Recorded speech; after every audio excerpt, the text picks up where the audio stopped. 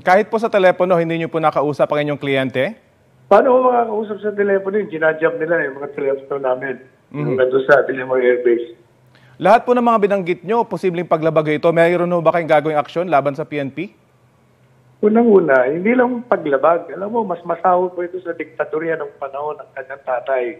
Sabagat noon, kami mga abogado, nakakapasok kami sa lahat ng detention center para makakausap namin ng mga kliyente namin. Ito hindi. Hindi lang kami.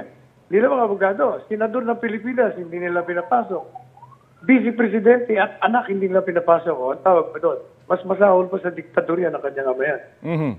May kinalaman po kaya ito sa realidad na ICC po ang may hawak ngayon sa kaso? Hindi. Yan ay may kaugnayan sa gusto nilang pananatili sa kapangyarihan. Gusto nilang tirain yung mag-ama para wala na silang kalaban sa 2028. Yung mga ICC yan, ginamit lang nila yan. Paano po nila magagamit ang isang international court? May koordinasyon po kaya sa kanila? Or sinamantala nila na meron ng arrest warrant? Paano niyo po masasabing ginamit nila ang ICC? Ginamit nila kasi gusto nilang tanggalin ang Pangulong Duterte at Inday Sara out of the political drama sa 2028. Merong ICC ngayon na gusto namang kunin si Presidente Duterte. Nakakita sila ng puwang. Kahit na kahit na kinontra nila yung mga sarili nilang mga pagpapahayag na walang jurisdiction ng ICC. So ginamit nila yun. Very convenient nga naman eh.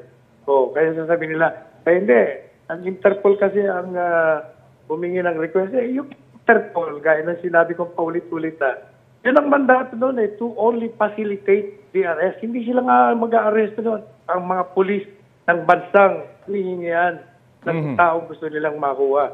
Kaya madali sabi, yung arrest warrant na nanggagaling sa ICC, maliban pa sa illegal nga dahil walang jurisdiction.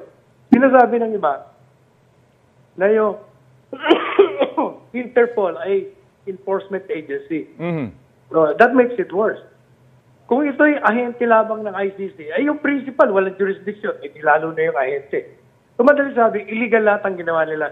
Illegal yung pag-aresto, hindi sila pinakitaan ng warrant of arrest, pinakitaan na lang sila nung detain na. So illegal yung detention.